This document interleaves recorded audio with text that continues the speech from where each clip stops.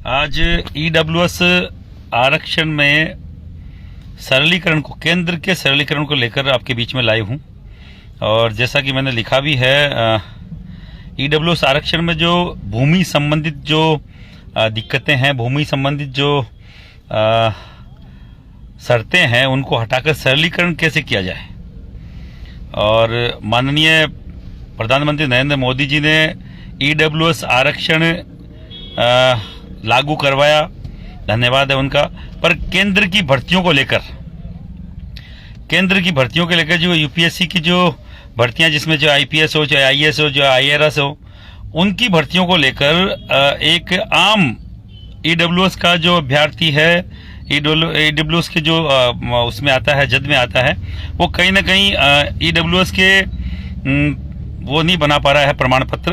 उसके लिए भूमि संबंधित जो कठिन जो शर्तें हैं, उनको हटाकर अगर केंद्र उसका सरलीकरण करे, जैसे कि राजस्थान में राज्य सरकार द्वारा 3 साल पहले भूमि संबंधित कठिन शर्तें हटा दी गई हैं, और उसके हटने के कारण से खूब सारे स्वर्ण समाज के लोग, उसके साथ साथ खूब सारे ऐसे लोग जो खेती किसानी से जुड़े हुए, जो ब्राह्मण है, चाहे बनिए हैं, चाहे राजपूत हैं, उनकी खूब सारी लोगों की भर्तियां हुई है। कई सारे परिवार इससे लाभान्वित हुए हैं।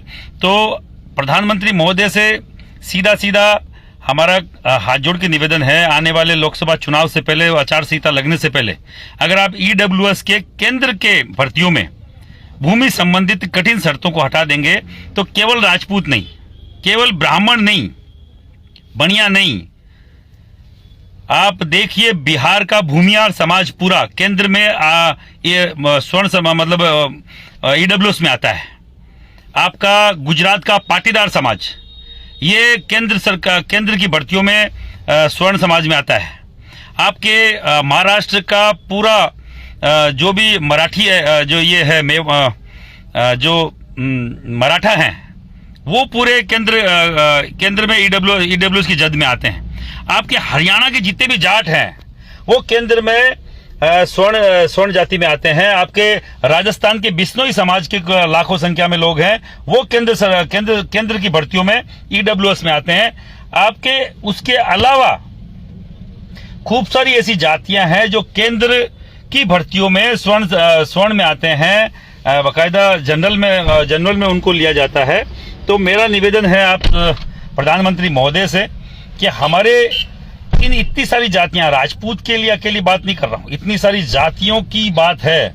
लोकसभा चुनाव सामने है, आचार संहिता लगने से पहले आप ऐसे जो गरीब तबके के लोग हैं, जो किसानी खेती से जुड़े हुए लोग हैं, जो ज्यादातर जातियां मैं जिनके नाम बता रहा हूं, चाहे पाटीदार हो, चाहे भूमियार हो, चाहे बिश्नोई हो, चाहे जाट हो, चाहे राजपूत हो, गरीब जाति से जो गरीब जो लोग हैं, इन जातियों के, वो सब खेती किसानी से जुड़े हुए लोग हैं, निम्न तबके के लोग हैं। उन सबको अगर इसमें सरलीकरण किया जाएगा तो इसमें सब में इनको फायदा मिलेगा। मैं सभी आप लोगों को बोलना चाह रहा हूं, जितने भी लोग मुझे सुन रहे हैं, उन सब लोगों तक भी ये बात पहुंचाएं कि किन किन जातियों के लोग इस ईडब्ल्यूएस की जद में केंद्र की भर्तियों में आते हैं। केंद्र में न एक यहाँ पे केवल एक ईडब्ल्यूएस का आरक्षण दे दिया गया है, उसमें सरलीकरण नहीं है, तो खूब सारी दिक्कतें हर दिन कोई न कहीं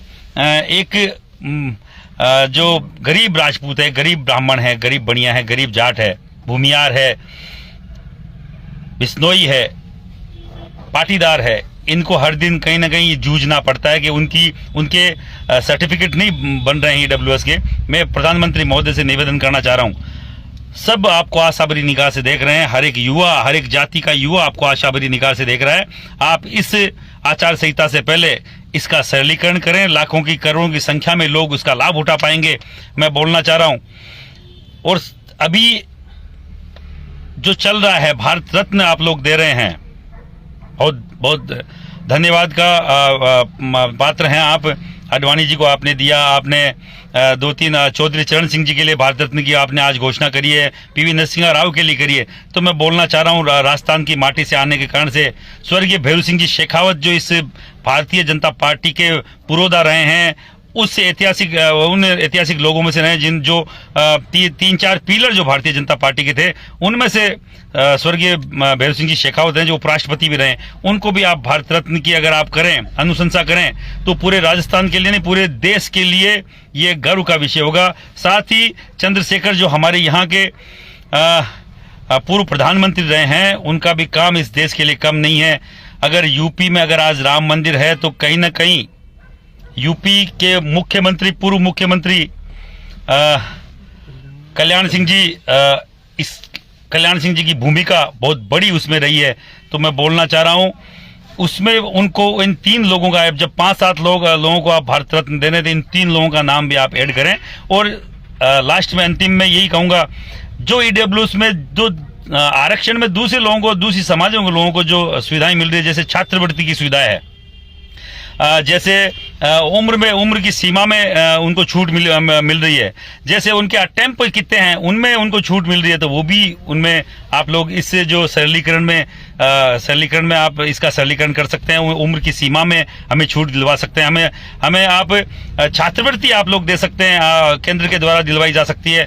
और बाकायदा अटेम्प्ट, अगर 2 अटेम्प्ट 3 अटेम्प्ट मिल रहे हैं आम जनरल व्यक्तियों को, और मैं जो ये केंद्र के लेवल पे बता रहा हूँ, जिसमें जाट भी शामिल है, पाटीदार शामिल है, मराठा शामिल है, गुजरात का पाटीदार शामिल है, तो उन लोगों को भी इसमें काफी फायदा मिलेगा। आप सब लोग, आप केंद्र से मेरा करबद्ध निवेदन है और सभी युवाओं से निवेदन है, आने वाले दिनों में हम लोग एक मुहिम छेड़ रहे हैं कि इस केंद्र में ईडब्ल्यूएस की शर्तों को लेकर जो छूट है, उसके लिए सरकार हम पे कैसे ध्यान दे। तो हम लोग एक पखवाड़ा, एक पूरा 15-20 दिन का पखवाड़ा, उसके लिए हम लोग चाहे वो ट्विटर जो ट्रेंड हो वो करवाएंगे, चाहे हमें एक रात, एक दिन के लिए एक दिया जलाना पड़े ईडब्ल्यूएस आरक्षण के सरलीकरण को लेकर, तो हम लोग एक शाम ये पूरी जातियां मिलकर बाकायदा ये ऐसा मैसेज दे, विरोध करके नहीं, एक बार बाकायदा उनको इनकी तरफ ध्यान आकर्षित करें सरकार का, केंद्र सरकार का, कि हमें जरूरत है, हम लोग इसके लिए बाकायदा आपके साथ खड़े हैं। तो वो लोग एक दिन चाहे ट्विटर ट्रेंड करे, एक दिन चाहे हमें दीपक जलाना पड़े, एक दिन के लिए चाहे एक दिन थाली बजानी पड़े, हम लोग ये 1 by 1 करेंगे। और मैं आपके बीच में हर बार आके ये चीज बताऊंगा कि किस दिन हम लोग ये करने वाले हैं। आप सबसे यही निवेदन है, एक साथ रहिए इस पूरी मुहिम में। हम किसी का विरोध करके नहीं, हम लोग साथ लेके इसको करना चाह रहे हैं। अगर विरोध की जरूरत पड़ी तो आप सब लोगों का जो आदेश होगा वो करेंगे, पर हाल फिलहाल विरोध की जरूरत नहीं। हाल फिलहाल है केंद्र को इसके प्रति ध्यान आकर्षित करने की कि ऐसा मुद्दा है जिसपे सभी जातियों को कहीं ना कहीं फायदा मिलेगा। जय हिंद, जय भारत।